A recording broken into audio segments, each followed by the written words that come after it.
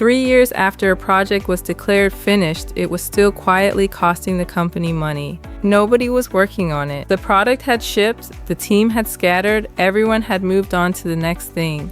And yet the vendor contract sat wide open. A small monthly fee nobody remembered approving kept landing on an invoice, and 2 engineers were still, on paper, assigned to a project that for all practical purposes no longer existed. Here's the uncomfortable part. On the exam, that project was never actually closed. The work getting done is not the same thing as the project being over, and the gap between those 2 sentences is exactly where money leaks, disputes fester, and every hard-won lesson quietly evaporates. By the end of this, you'll know the single move that decides whether a project is truly finished, and why the most experienced managers are the ones most likely to skip it. And here's the frame, because this is the technical heart of the PMP. The process domain is 41% of everything they test, and Task 10, Manage Project Closure, is the very last task in it. A fitting place to land too, because closing is the part almost everyone treats as an afterthought, the thing you rush through on a Friday afternoon. The exam treats it as a discipline, and by the end you'll see exactly why that difference decides real points on your score, because closing is where you convert one sentence into a very different one. You go from the work is done to the organization formally agrees the work is done, and everything around it is tied off so that it stays done. Those are not the same claim. Done is a state of the work. Closed is a decision about the project, and only one of them protects you later. So give us the shape of it.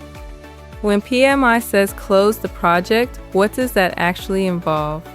PMI breaks closing into 4 moves, and they're worth holding in your head the whole episode. First, you get formal acceptance. Someone with authority signs off that it's complete. Second, you settle the criteria. You agree in advance what done even means. Third, you validate the transition. You hand the result to the people who will actually run it. And fourth, you conclude every activity, the lessons, the contracts, the money, the people. Acceptance, criteria, transition, conclusion. And notice exactly where experience turns against you. When you've run a lot of projects, done feels obvious. The thing went live, the customer is using it. You're already 3 fires deep into the next project. So you wave off the formal close because it feels like ceremony for something everyone can plainly see is finished. Which feels efficient right up until it isn't. Right, and that instinct is precisely the answer the exam marks wrong. On exam day, the work is finished, so we're done is a trap. The exam's version of done is a longer list. The deliverable is formally accepted, the criteria are met, the contracts and the money are settled, the people are released, and the knowledge is captured. Miss the last of those and you're not finished, you're just tired. And the anchor under all of it is that first move, formal acceptance. Not a hallway, yeah, looks good. A documented sign-off from the stakeholder who has the authority to say this delivered what it promised. On an external project, that's the customer accepting against the contract. On an internal one, it's your sponsor accepting against the business case. Either way, it's a specific person with the authority saying yes, on the record. That one signature is the whole difference between a project that's over and a project that only feels over. Because without it, you've left the door unlocked. A stakeholder who never signed can wander back in 6 months later and say, "We never agreed this was done, there was a defect, we're not paying the final invoice." Now you're reopening a project you thought was closed, with a team that's long gone and a memory that's gone fuzzy. The signature is what locks that door behind you. There's a reason humans invented ceremonies for exactly this. When the first transcontinental railroad across the United States was finished in 1869, they didn't just stop laying track and quietly wander off. They drove a ceremonial golden spike at Promontory Summit, and they made a whole event of it, telegraphed across the country. A single deliberate act, in front of witnesses, that said on the record, "This is complete." Nobody could later pretend the line wasn't finished. A signature with a hammer. Exactly, and when there's no golden spike, no signature, no witnesses, you get the opposite. You get the project from the top of this episode. Nobody drove the spike, so it simply drifted. No formal acceptance, so the contract stayed open. Nothing was concluded, so the resources were never released. It didn't fail loudly, with a bang. It just never ended. In the business, we call that a zombie project, and it's the pure compounding cost of skipping closure. And this isn't only about the very end of a project. You close phase is the same way you close the whole thing. You get the stage's deliverables accepted before you roll into the next one. A missed phase close just hides the problem until it's bigger. We'll pull the phase and the project apart in a minute because the exam loves to blur them. Before we do, one thing that genuinely pays off. Over at certs.professorerica.com, there are free practice questions and free flashcards, no sign-up needed, and the closing set is short. Those are exactly the questions people give away on exam day because they rush straight past them. Run through them right after this. So here's the question to sit with. Your team just finished the last deliverable and the customer seems happy. Are you done? Sit with it because your gut is about to hand you the wrong answer. One thing before the next part and then we move right on. If any of this is clicking, tap that like, hit subscribe, and ring the bell for the next one. It takes a second, it costs nothing, and it helps more than you would think.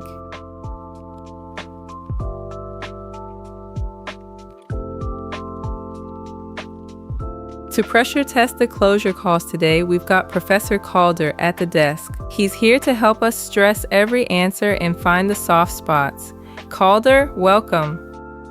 Glad to be here. I'll happily push on anything that sounds a little too tidy.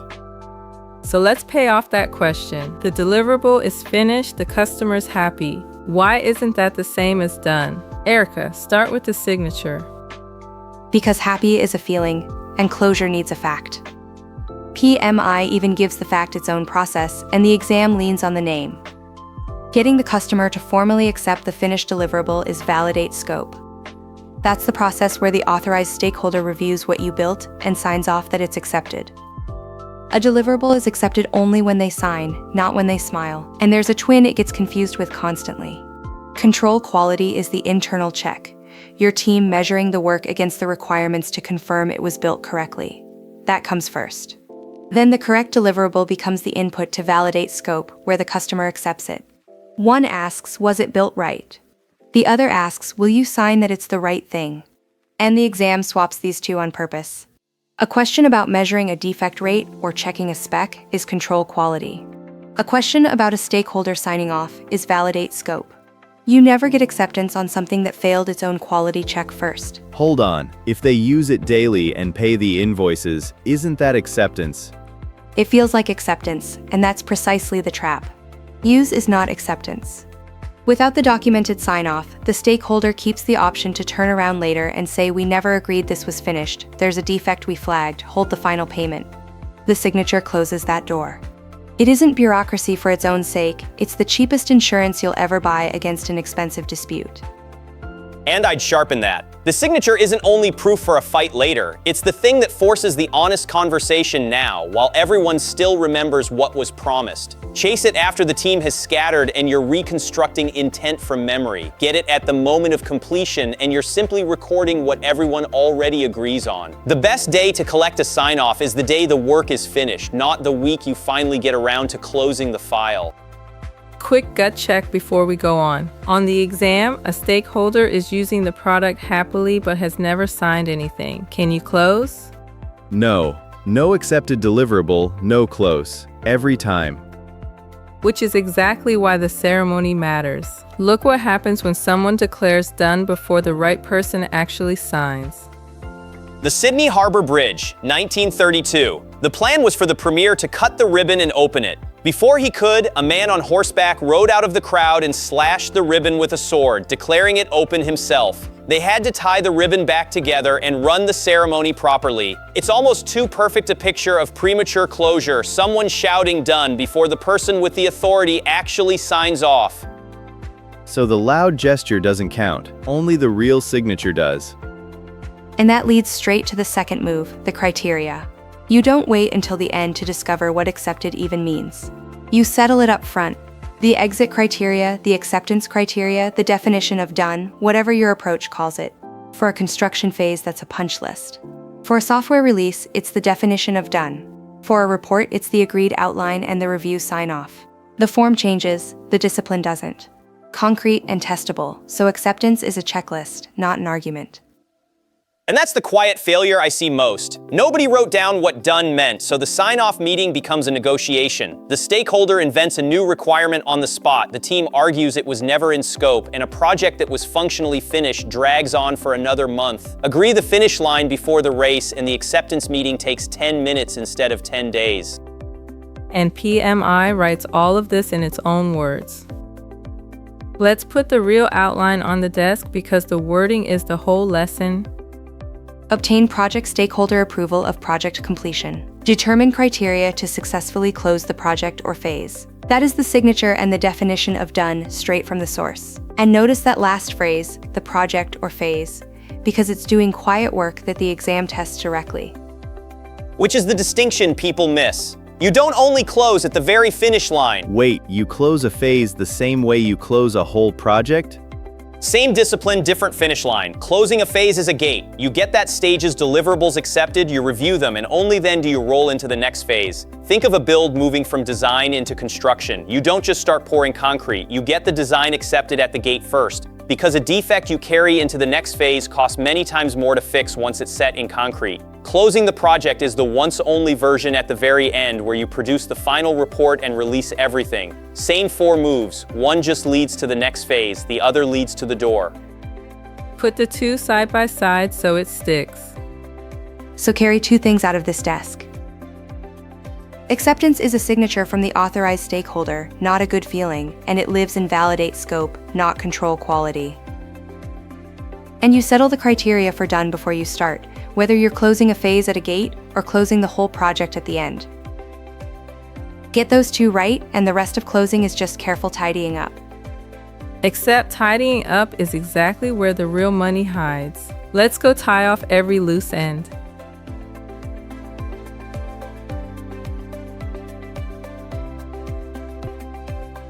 So the deliverable is accepted, the signature is on the record. Most people think that's the finish line. It's actually the starting gun for the 4th move, conclude every activity. And this is the move experience skips the hardest because none of it feels like real project work. It's the loose ends, and there are 2 big bundles of them. There's administrative closure, all the housekeeping inside your own organization, and there's contract closure, settling up with everyone you paid to help. They're different animals, and the exam keeps them separate on purpose. Administrative closure first. You produce the final report, the one honest record of how the project actually went against what it promised. It's the single management deliverable of closing, so it matters. You archive everything, the accepted deliverables, the signed acceptance, the key decisions, and you release the resources. The people go back to their departments, or onto the next project. The equipment and the licenses get returned. And that release is more than a courtesy. It really is. A team that's never formally let go is a team still on someone's budget, still half expecting to be called back, never fully committed to their next assignment. Releasing them is a clean handoff of people, the same way acceptance is a clean handoff of the product. You're not just being polite, you're closing an open commitment of the organization's most expensive resource. Then contract closure, which is its own creature. Closing a procurement means verifying the vendor actually met every obligation, making the final payment, and settling any open claims or disputes before you sign that contract closed. And here's the exam nuance most people miss. So you don't close all the contracts at the end, right? Exactly right, you don't. You close each contract as it finishes its own work. So a project with 3 vendors closes procurements 3 separate times, on 3 different dates, not once in a big pile at the end. Closed procurements can happen many times in a project. Closed project or phase happens exactly once. And leaving one open isn't harmless housekeeping. Not even close. An open contract with an unsettled claim doesn't just sit there quietly waiting. It can resurface as a legal dispute long after everyone thinks the project is over. The zombie from Scene 1 had an open contract. That's not a paperwork miss, that's a liability sitting on the shelf with your name on it. This is the spot to name the reflex, because there's a way PMI wants you to think here. On the exam, closing is a step 6 move on the decision filter. You respect the process. You don't skip the closeout just because the deliverable looks finished, and you don't let the work go dark with a contract or a claim still hanging open.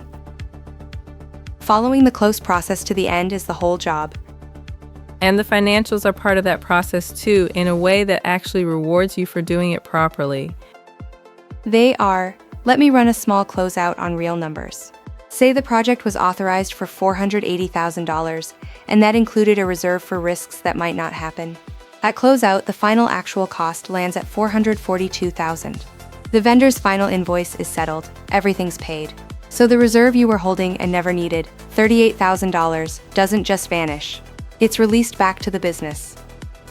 And that only happens if you actually close. Skip the closeout, and that $38,000 stays trapped in a project code nobody ever reconciles. The finance team can't reallocate money that's still officially committed to a project you never formally ended.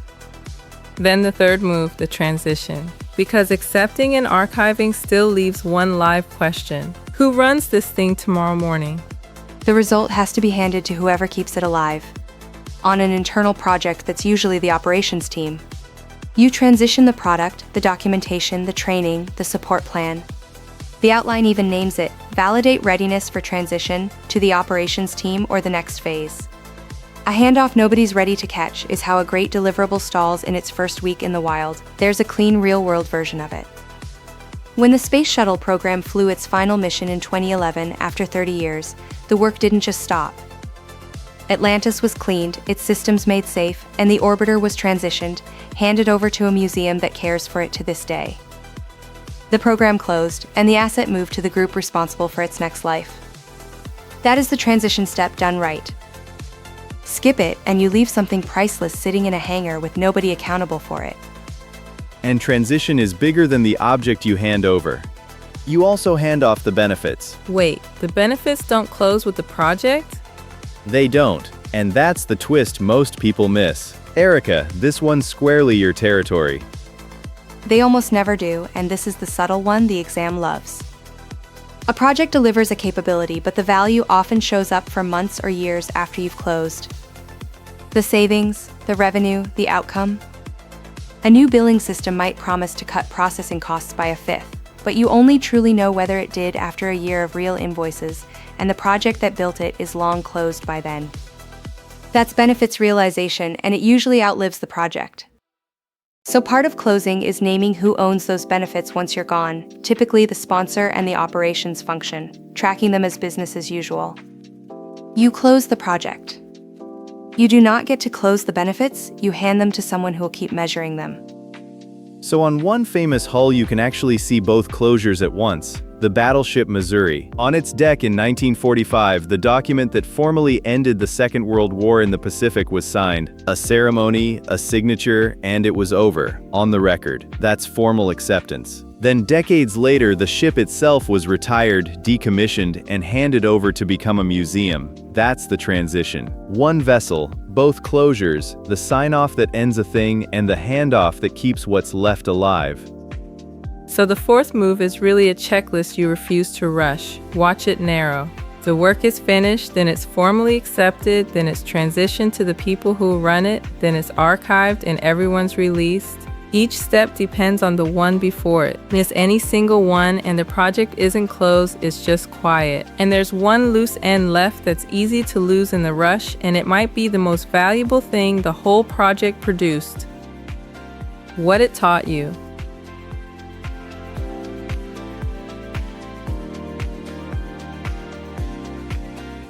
So we've accepted the work, settled the contracts, moved the money, released the team, and handed off the result.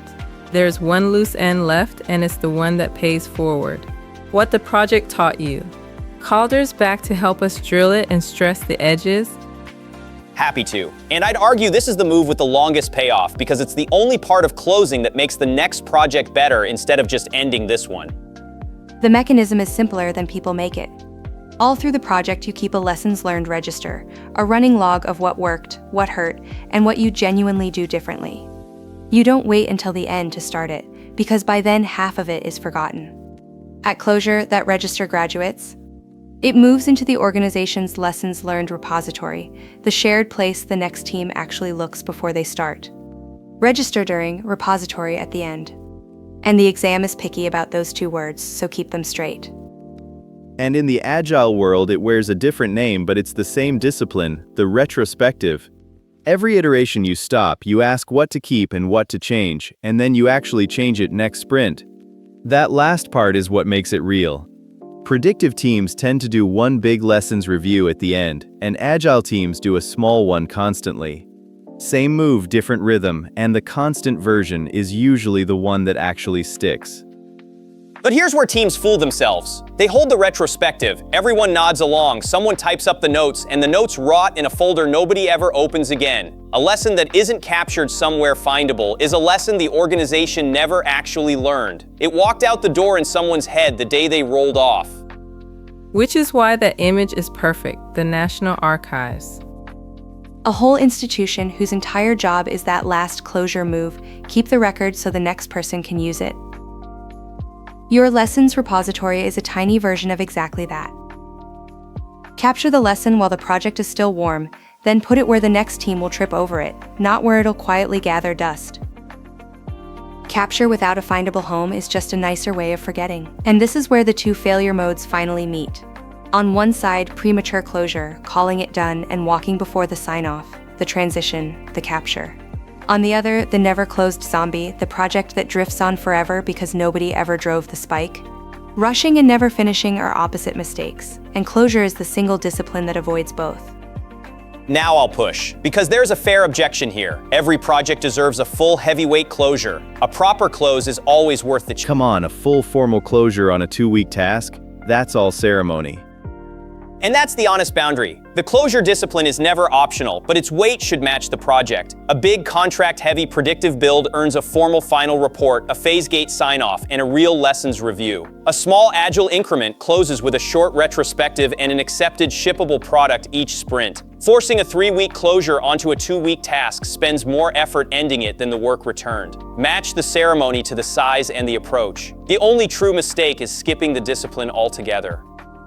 So the takeaway, capture the knowledge while it's fresh, move it somewhere the next team will actually find it, and size the ceremony to the project. That's the whole final move. Do that consistently, and every project you finish quietly makes the next one a little easier, which is the only kind of compounding a project manager gets for free. Let's drill it exam style. First scenario. The customer has been using the delivered system happily for a month. Your manager says it's clearly done, close it out. What's the best next action? Obtain formal acceptance before you close anything. Happy use isn't acceptance, so the very first move is the documented sign-off. That's a step 6 answer. Respect the process. You don't skip acceptance just because the work looks finished. Watch the distractor answers here, because they're tempting. Archive the files, release the team, write the final report. All of those are real closing activities, but they come after acceptance, not instead of it. Do them first, and you've closed a project the customer never actually agreed was done. Harder one. A project with 2 vendors wraps up. One vendor has an unresolved claim about a change order. The sponsor wants the whole project closed this week. What do? You don't close the project over an open claim. You close each procurement first, and that means settling or formally resolving that claim before its contract closes. Rushing the project closed with a live dispute doesn't make it disappear, it just moves it to a courtroom after everyone's gone home. Respect the process, close the contracts properly, then close the project. Exactly right. And both answers are really the same instinct. Don't confuse the work looking done with the project being closed. Professor Calder, thank you. That was exactly the pressure this topic needed. Give us the one sentence to carry out the door. Glad to help. Hold this and you'll close clean every time. A project isn't over when the work is done, it's over when it's formally accepted. Everything is settled and handed off, and the lesson is captured where the next team will find it. And with that, something worth marking. That's the process domain done. All 10 tasks, 41% of your exam, from the integrated plan all the way to formal closure. The technical core is behind you now. Next up is the block a lot of people underrate: business environment, governance, compliance, and how the outside world shapes your project. It's more than a quarter of the exam now. Don't sleep on it. But hold today's 2 ideas first. Closing is a discipline, not a formality, and the project isn't finished until it's formally accepted and the knowledge is kept. Acceptance, criteria, transition, conclusion. Drive the spike. If this finally made closure click, subscribe. It genuinely helps us keep making these. And the free practice questions and flashcards are waiting at search.professorerica.com. The closing set takes about 5 minutes, and it's exactly where easy points get given away. Before you close the tab, one honest question for you. On your last finished project, did anyone ever get a formal, documented sign-off, or did it just quietly go live and everyone moved on? Tell us in the comments. Done isn't the same as closed, and now you know the difference the exam is testing for. Drive the spike, keep the lesson, and we'll see you in the next one.